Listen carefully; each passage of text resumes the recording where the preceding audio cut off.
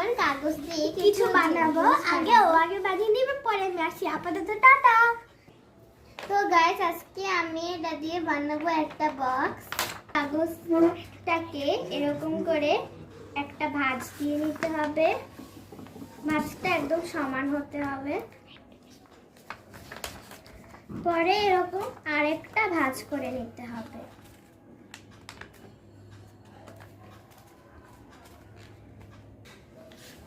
পরে একটা ভাঁজ খুলে নিব। এখন এই পাটটা দেখেন, এটাকে এই যে এরকম ভালো মতন দেখেন।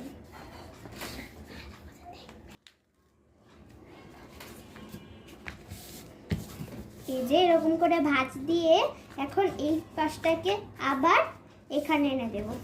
সেম ভাবেই আমরা এই পাশটাকেও করে নিব।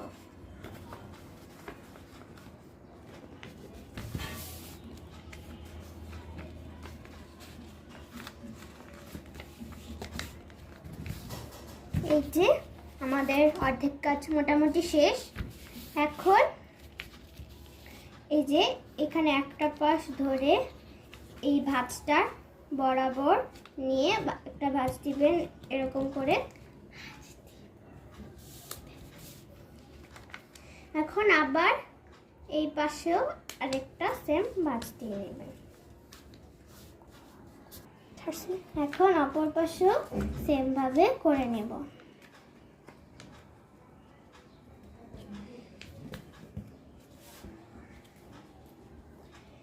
এখন এটা সবচেয়ে কঠিন পার্ট। এটা করলেই পুরো বানানোটা হয়ে যাবে। এটাকে ধরে এটার ভিতরে ঢুকাবো।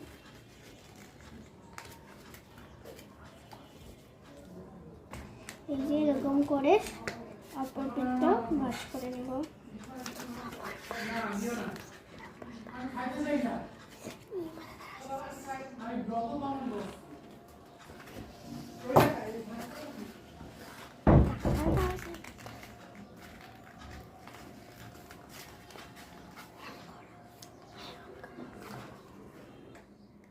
দুই পাশে ঢুকানোর পর এটা আসে গেল।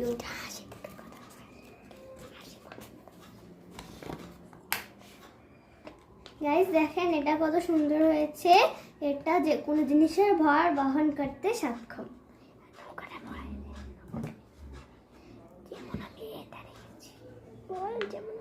দেখেন গাইস, আমি এটাকে নিয়েছি, তাও এটা ছিঁড়ে নি।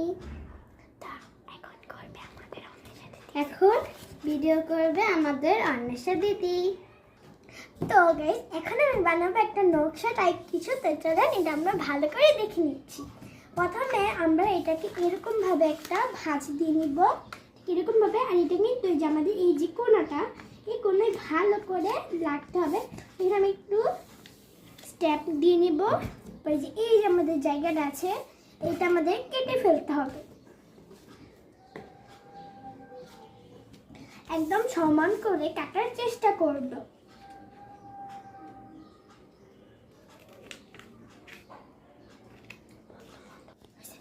তো গাইস, আমি এটাকে আলাদা করে নিয়েছি। ততক্ষণ দেখুন আমাদের যে কাগজ, সেটা কিন্তু একটা ঘুড়ির মতো হয়েছে। বাট আমি ঘুড়ি বানাবো না, তাই এটা আমরা যে জিনিসটা বানাচ্ছি সেটার মতোই আমরা করিনি।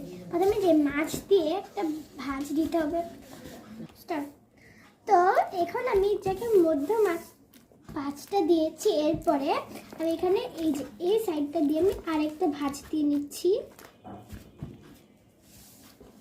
এরপরে আবার মধ্যে আরেকটা ভাঁজ দিতে হবে। তো এই ভাঁজটা দেওয়ার পর আমি এখানে আমি এই ভাঁজটা দিয়ে নিলাম। এই ভাঁজটা দেওয়ার পর নিচে যে বাকি অংশটা থাকবে, এটাকে আমি কাঁচি দিয়ে ভালো করে কেটে নিব। তোর কথায় অবশ্যই এটা আমি সমানভাবে কেটে নেওয়ার পর এখানে আমি একটা পেন্সিল দিয়ে কিছু কাজ করে নিব। যেমন এখানে মন মতো ডিজাইন। আর এখানে আপনাদেরকে দেখানোর জন্য একটু সহজ কিছু ডিজাইন দেখে নিলাম। পরে যখন আমি ভিডিও করবো সেই বিষয়টা থাকবে আমি বিভিন্ন রঙের আঁকার জিনিসটা আপনাদেরকে সুন্দরভাবে দেখিয়ে নিব।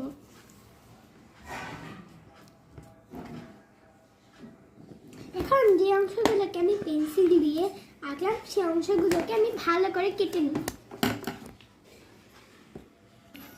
তো এখন আমি কেটে নিব। ঠিক মাপ অনুযায়ী কিন্তু আমাদের জিনিসটা ভালো করে কেটে নিতে হবে।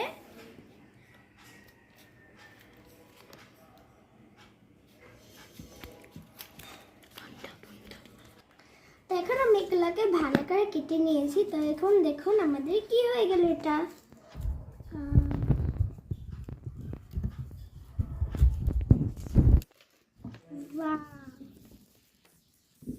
তো আমি আপনাদেরকে একটা কথা বলতে চাই যে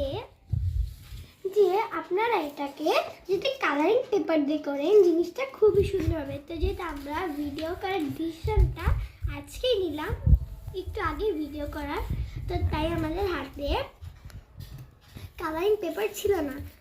তো আজকে আমাদের ভিডিওটা কেমন লেগেছে অবশ্যই আমাদের চ্যানেলটাকে সাবস্ক্রাইব করবেন। আজকের মতো টাটা।